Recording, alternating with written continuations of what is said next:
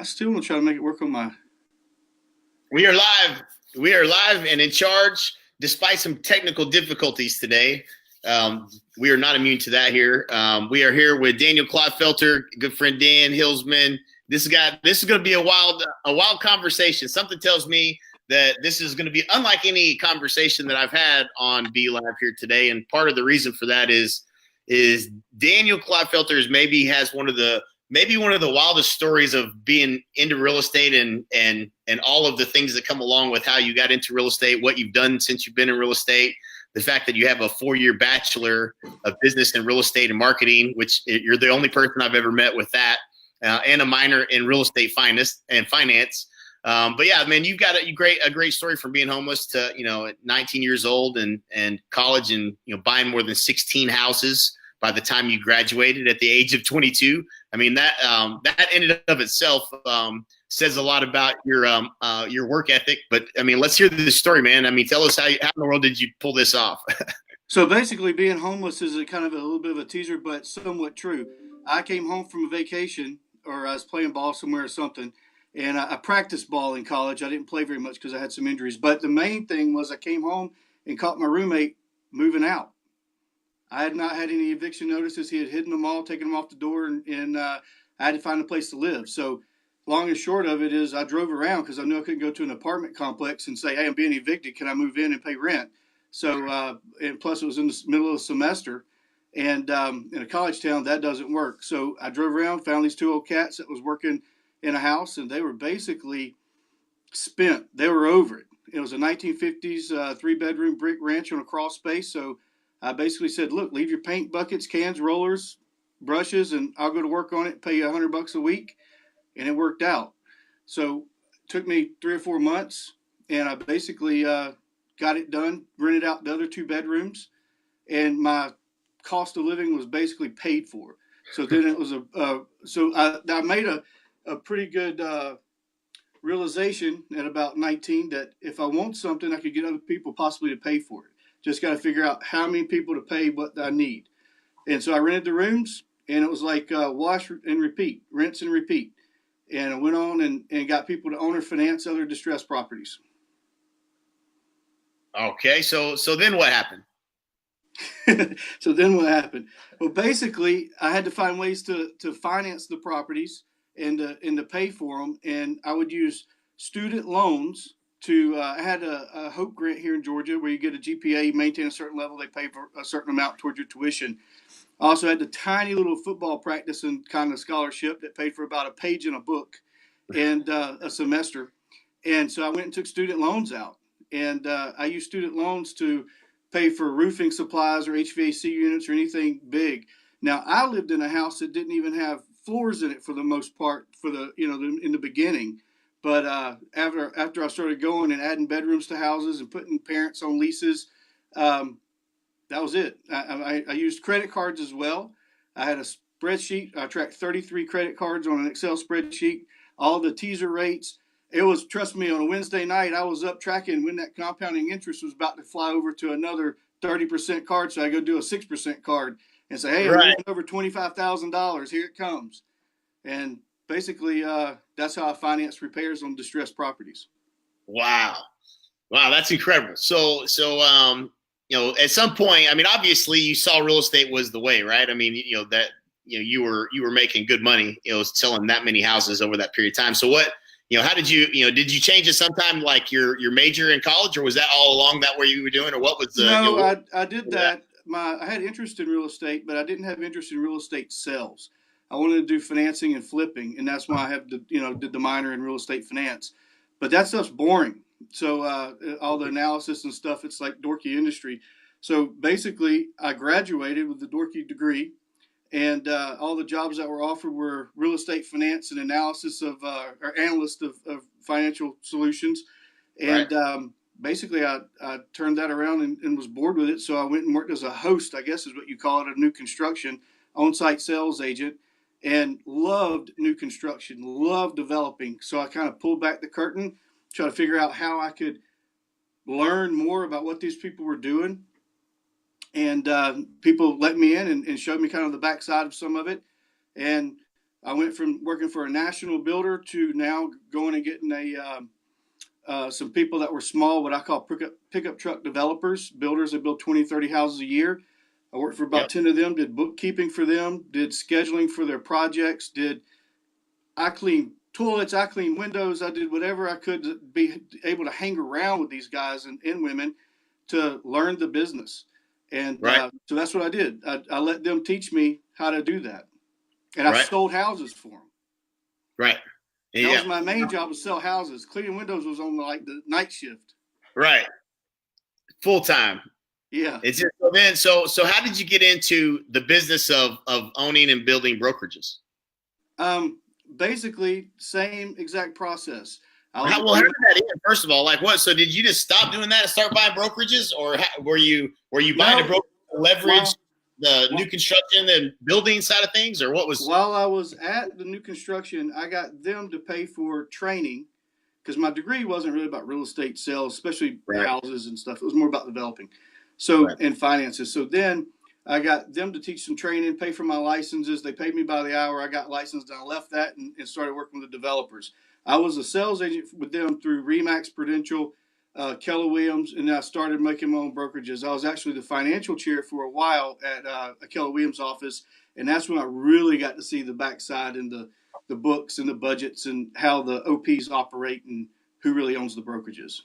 So you've seen a lot of ways to make money along the way here at a very detailed level. So what was your interest in getting into the brokerage and looking at the finances of these brokerages? What was your interest level of getting into the brokerage? What did you see there as opportunity?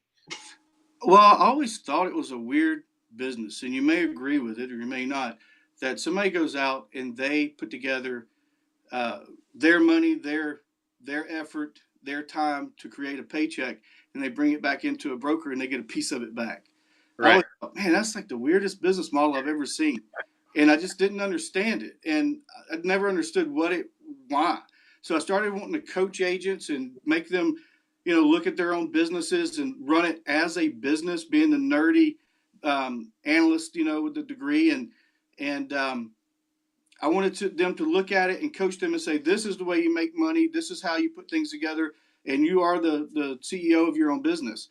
And so we started a company called the Property Shop of Georgia, sold it off, and then we turned around and I started Solid Approach Realty, which is a small boutique-style real estate office, and it can only help so many people. But that's the reason why I got into it, was to help people learn the back-end business and treat their real estate as a business. Right, 100%. So what what was the next step from there? I mean, you built an individual, you built and sold a broker as the Property Shop. Then you got the Solid Approach, which is a boutique, smaller brokerage, only a handful of agents. It's still active today. It still makes money. And the next step was when I got a call from Dan and you guys. It took me about a year to make a decision, because I couldn't get over my own huge ego of letting my little baby bird out of the nest called Solid Approach Realty. But then it hit me and said, dang, there's a good way to own one brokerage and serve one little purpose. And then there's another way to help tons of people all over North Georgia, and who knows where else they're going. So my goal is to raise the bar in real estate and help as many people as I possibly can. And EXP Realty allows that process to happen. So I want to underscore that just for a second for people that are listening, that your goal is to you're looking for a place where you can have the biggest impact. Is that the place where you're at in your life? I want to share as much opportunity with anybody as possible. And some people are going to get it, and some people are going to have business mindset, and some people are not. And that's okay. We see that every day. But I want to help as many people swimming back to this raft that I can put in the raft. And that will raise, in the end, the whole bar of real estate sales. And that's my goal. Eventually, is to make a dent. When I'm dead and gone, I want a lot of people to be able to sit around and say, man, that dude helped me with just real estate, but maybe motivation. Maybe help me with some life coaching. Maybe help me with whatever. As long as it ain't scraping paint off of windows anymore, I'm down with it. Yeah, man. I hear you loud and clear. So that's, I hope people get it, right? For people that have had a high level of success, like Daniel Clotfelter has in a number of different ways, it becomes more about where's the alignment of a place that I can go where I can add the most value to the most people's lives. And that's the secret sauce at EXP. If you guys haven't figured this out, like the reason that this model attracts some of the most talented, giving, great human beings in real estate is because they get to give back. There's actually a financial reward for giving back. And that even makes it that much easier to become aligned to it. It's not that there has to be money in order for us to give back. I'm sure you give back in a lot of different ways. But I think that it's the power of the business model that has aligned compensation to behavior and allows us to spend our time focusing on helping other agents we bring into the company. That's really the magic, at EXP that, again, over and over and over and doing these interviews, there's always revenue share in their stock and there's this and there's that, but it's the magical thing is that alignment and us working together, one big fire, so to speak, putting all our fires together and make one big fire, right? Right, and it's not hindered by geographic area. I mean, right. you could own a franchise, but that franchise is pretty much that area or that region. And there's all these different levels that have to be paid off on that you have to split it. So there's, several things. And I've got some notes up on the screen that I wanted to go over about the reasons for being at EXP and looking at it. And, it took a while. I mean, I had a little paralysis by analysis just by human nature for a little bit. But I'm telling you, it's going together like peanut butter and jelly, having the other brokerage and having EXP and all the tools that they give. Right. So what were some of the key points as far as the business model of EXP that really got you excited? Being agent-centric, where you can brand your own self. I'm all about branding my own self. I've been running the same brands for 22 years. Dan gets on me all the time because he says I don't own a shirt that doesn't have a logo in it. So I tried to wear one day with somebody else's logo on it for the first time. I'm the guy that'll it is the first. I'm the guy that'll take the logo off and put mine on it. And I don't know, there's a certain sense of pride with that you can brand your own self. And they support it as long as it's okay within your state guidelines. Right. That's a big deal. I think that's you mentioned ego earlier. I think anybody who's built something successfully is going to have a little bit of ego, that comes with that. And, or maybe it's, you can maybe call it ego, or it's really ego, but it's, your pride, right? You're like, man, I don't want to give Mine's up. Ego. Right. Straight up for sure. Ego. Right. But that's and that is probably true for most people. And I had the same thing, right? Like I spent most of my life building what I'd been building. And for me to say, okay, maybe there's a better way. And I didn't think of it was, it took a little time for that to sink in, that somebody else might be smarter than you are. But once you see, how it's more aligned, I mean, they literally want you to be the brand, that's it's right. Like, I was just trying to explain it like it's like Intel Inside, right? You can buy them, you can buy a Dell or you could buy Microsoft, but they're both Intel Inside powering the right. And that's really kind of the way EXP's platform is laid out, where you can keep your brand, or you can be just EXP. You can do however you want to do, but you don't have to give up that brand in order to move to EXP, which is just a huge alignment factor for a lot of people who've built businesses like you have. So totally makes sense. What else have you seen, in this model that was really kind of, made it special to you? So like I was introduced maybe 2 years ago, and I saw this little video, this little caricature on it, and it, it's talking about EXP and profit share and not profit share, but stock shares and stuff like that. And I thought, this is crazy. This is, if I had a few $1 million, this is the company that I would build. So why try to recreate it? And that took a while because I tried to copy it for a little bit. And you run out of money real quick trying to copy this thing that they have called EXP Enterprise. It's ridiculous. It's the bomb. You see your vital signs in a glance. What's your business doing? How's your business working? All the stock options and major just, for a guy that looks at business and does entrepreneurial coaching, being able to at a glance know your numbers is important to me. Of course, I spend a lot of money on the back end of my brokerage to be able to see it, but I got to dig through and have like B4734 #1 to make it come up. Right. So this is like click, boom, there it is, and on your phone or whatever. So, Mr. Hillsman, how did you meet Daniel here? Well, a little bit of a test file. You know, Jay, you said they sent the video out to 3 people, and Peter Porcelli sent it to Daniel, and Daniel and I started talking about it. This is prior to me moving over. This is when I was coming, when you and I first started talking, Jay. Yeah. And Daniel and I went back and forth and back and forth, and had a lot of questions. Yeah, then they finally, patted me on the head and say, "Hey, man, that looks great. Why don't you go figure it out and go try it, and then come back and report back?" So. I don't know. Then Michael Reese was coming in town, which forced me to go back through my list, inviting people to the event that I have with Michael in town. And Daniel and Peter were on it, and then they came, and the rest is history. So just glad to have them. They're going to be a great addition to the company. Absolutely. Right on. Right on. So, all right. So what else have we touched? I don't think we've touched on everything yet. So what other parts of the model? Some of the other things, like I didn't really have a split owning a brokerage, so I had to kind of get my head wrapped around that. But once you think about it, it's really about tax shelter, and they give you the money back. I mean, they give it back to you in stocks, they don't give it back in dollars, but they give it back to you in shares. So you get most of your money back, so who cares? You know, the splits don't really matter that much. They're for taxes and for shelters. And so I went from no split to the new split that's capped at 16,000, 80-20 all the way. Everybody's on the same split. I've been at brokerages before, and I was the guy that walked in, and people literally were a little bit resentful because I was getting paid to be at these brokerages because I had like 8 subdivisions at a time, controlling the builders and all that. And they were like, "Wow, he's not paying the splits I'm paying." So in every brokerage from now on, everybody's got to be the same. I mean, that's my own personal take. Is everybody should be rewarded in the same effort. Right. Not somebody being on 70-30. What's that? Culture problem. Yeah, it's a culture issue, right? Like, it is. It's a major issue when somebody else sees your check and you're getting actually paid to be there, and half of their check is going to some team or something. But, you all make your choices.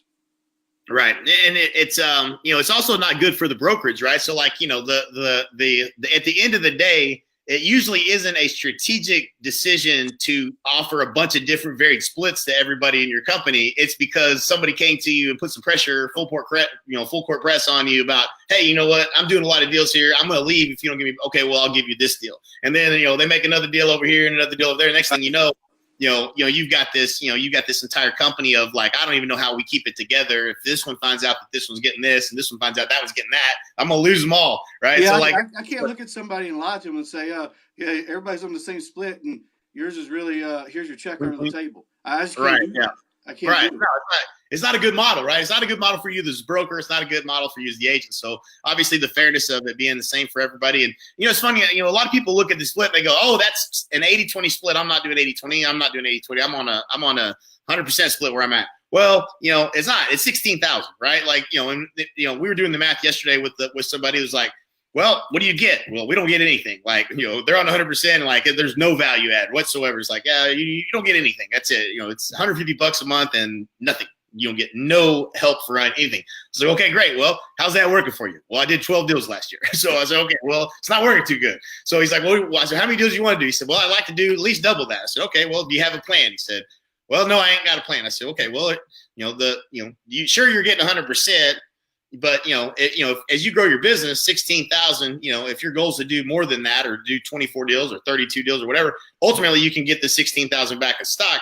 But don't think of it as an 80-20 split. You think of it as, it's 16,000 and that's it.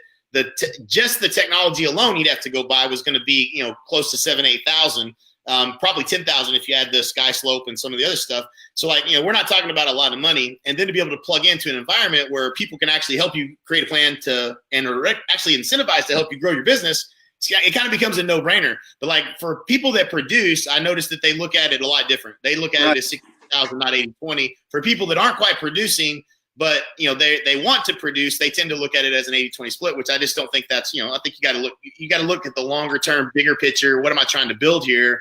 For my career, as opposed to, like you said, treat it like a business. Well, I gave up. I mean, not gave up. I was paying over $30,000 a year for my CRM. Mm-hmm. Well, they provide you with a CRM. So that's $30,000 a year that does not leave my pocket anymore. And the CRM is probably better than what I was using. Well, yeah, let me ask you this. How many different CRMs have you bought at the, to get to the one that you got now? that because most people buy, you buy 2 or 3 or 4 different things before you find something that actually works or that you really like. Yeah. You know what I'm saying? Yeah, So I'm the guy that buys every book, buys the $10,000 coaching programs, rips it all off, puts, changes it up, breaks it into note cards. I'm that guy. Right. In my office, there's stuff everywhere. I mean, not it's neat, but there's stuff like taped to my door, sayings and things that triggers. Right. I'm that dork. I love it, and I want people to know that. But at the same time, you got to go to work. I couldn't tell you how many hundreds of thousands of dollars I've spent in education coaching and on CRMs just trying them out. Hey, free trial demo got me for another 20 grand. Right. Yep. But not this time because I'm not paying it. Right. I think it's a $50 a month tech fee or something, right? Right.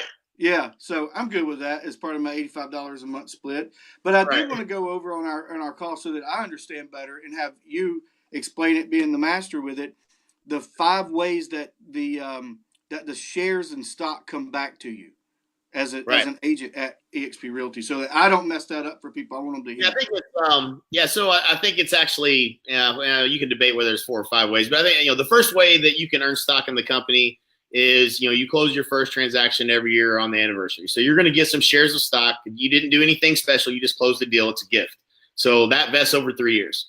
So another way you can earn some more shares of stock in the company is when you hit your cap. So if you're a capping agent, which just means you were selling more houses than the average bear, you're going to get some stock. And that those stock awards vest over 3 years. Again, you didn't do anything special. You just sold some houses. The third way is that you can bring a friend over to the company and that they close their first deal of the year, and you get some stock for that. And so you didn't do anything special. You just told your friend about a company that you love and you're having a great experience with, and they came and joined and closed the deal. So you get some stock there.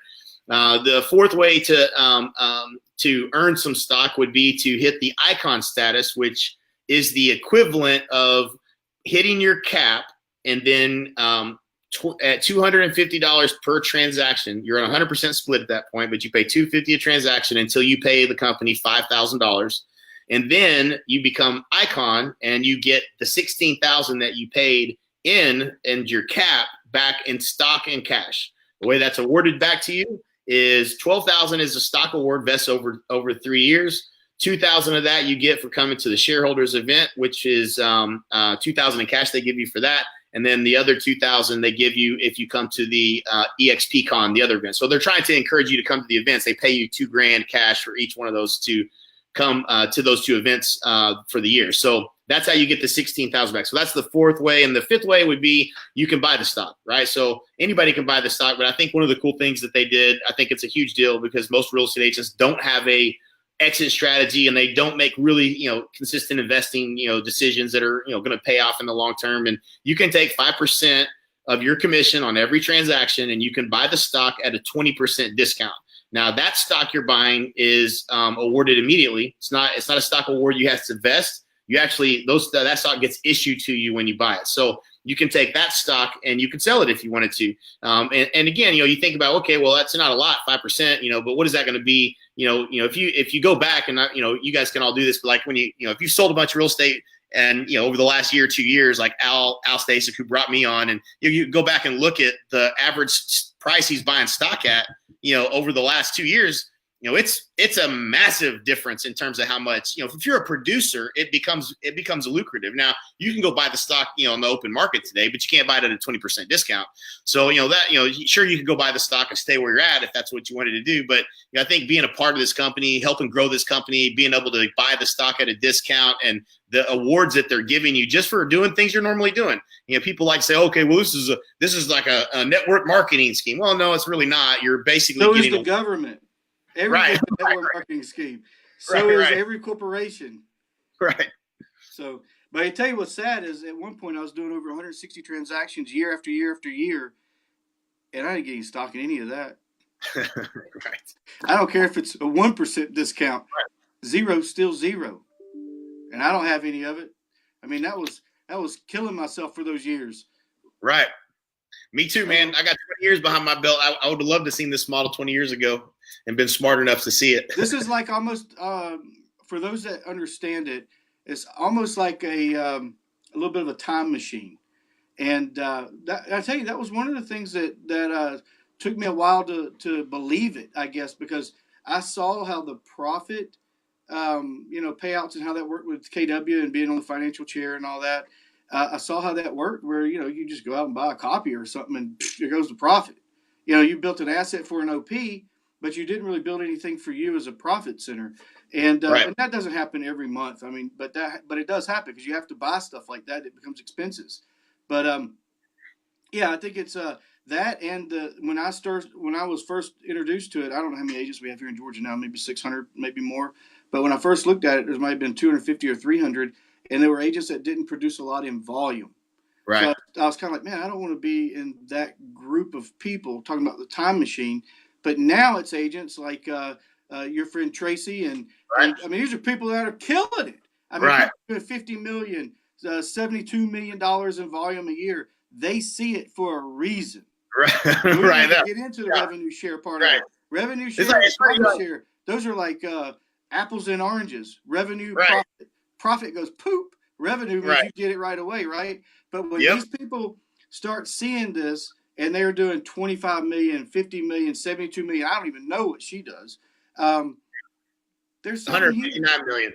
How much? 159 million last year. Yeah. So there's something here. There's something here for somebody like that I don't, that says, hey, look, let's go. Hey, there's something going on over here. Hey, it's making sense to smart people. Maybe I'm missing something, right? Right. You know what I'm saying? I don't need to recreate the wheel. I don't need to pay millions of dollars to come out with Enterprise, EXP Enterprise, to be able to get my systems quickly. It's pretty smart. And then when you guys called and got involved with it, and I knew I needed to make a move pretty quick. So that's what we did. And now look, I'm on the phone with you. Yeah. And like that's some big prize. Well, man, I've loved this conversation, and I think what would you sum it up to? Because here's what here's what I hope that people are getting, right? Like at the end of the day, I guarantee you this: Daniel's a smart guy. He can help you. He can help you grow your business. He can help you build wealth. He can help you invest. He can help you with development. He can help you with a lot of different things he's got experience in. And what would it be like if you could be aligned with Daniel and Dan Hilsman and myself, and we all have a vested interest in your success? That's really what we're talking about here. Whatever it is that your goals are, show me your 5 closest friends. I'll tell you your future. This is an opportunity to you can't really hire Daniel. I'm pretty sure you're not for hire that somebody wanted to call and get you to mentor them for, all day, every day for, your rest of your career or whatever. I'm not sure what that would cost, but I'm pretty sure it would just be something that you wouldn't have the time to do. But because of this alignment here, we have alignment and a reason to make sure that we help everyone succeed that joins us here at EXP. So, what I would suggest, if you've been watching this long, you should reach out to Daniel or Dan Hilsman as well, or myself. I'm happy to help you as well. But ask them some questions and see what you can do to become more aligned with us at EXP and join in on all the fun, right? Right. And in one word, if I was going to just simmer it all down to one word, opportunity. There's an opportunity for every level of agent here, which doesn't always exist at every other brokerage, right? I mean, you agree with that? Absolutely. Sometimes one is better for another and one for agent as they grow in their career. There is an opportunity for everybody here. Right. No doubt about that. No doubt about that. All right. So cool. Dan Hilsman, anything you want to add? You've been awful quiet. We talk a lot. Yeah, that's fine. I'm just listening. I'm glad to be here. Appreciate the opportunity to be on with you and Daniel, Jay, and look forward to having a few more of these in the near future. Absolutely. Anything else you want to finish with, Daniel? Call us. The people you align with matter. The line that helps you to get answers. It has not been the easiest to get the answers, and I'll be the first to admit it. But once I got aligned with this group, it was like that. It came all the answers, especially if you're talking about team building. Right. There's like some secrets out there on team building, and we hold them. You got it. We can help you. All right. So that's it, guys. I appreciate it. We'll end that here, and it's been real and it's been fun. Love you guys, man. I'm looking forward to. I'll be in Atlanta in the next month, so I'll see you guys soon. All right, man. Take care. See you, Jay. Bye, guys.